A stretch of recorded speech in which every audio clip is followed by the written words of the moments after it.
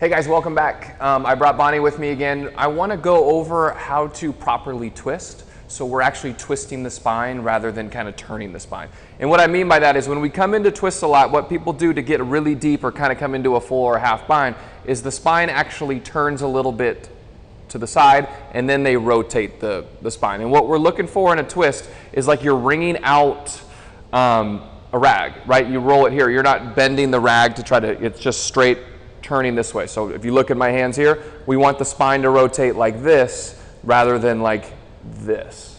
So I want to show this. So come into revolved crescent lunge. Or just come into crescent lunge first. Bring your hands to heart center. And then start to lean forward and find some length in your spine. What most people do is they're trying to get this left armpit so close to the knee so they can find a deep twist. So go ahead and try to get your armpit to your knee.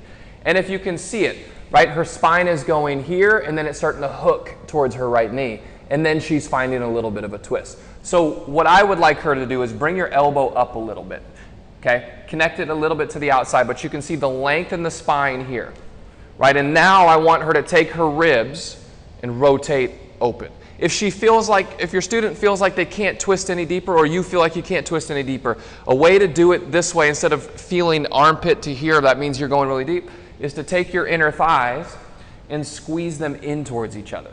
That's going to allow her spine to rotate a little bit more, right? So what we want is we want length in the spine, and then we want the spine to ring out rather than for her to try to get her armpit really close to the outside of the knee. So bring your elbow again back down. And you can see again, we don't want a straight and then a hook spine, and then now we're trying to ring it out. We want to ring it with length, okay? So when we're twisting, spine rotates this way, not bending and hooking towards the knee, and then twisting, okay? So it is better to be up and twist than it is to be all the way down here where now your torso is kind of bananing to the right, okay? So the way I get people into it, so come back into your crescent lunge. When I teach it, switch legs, that way it's not all in one.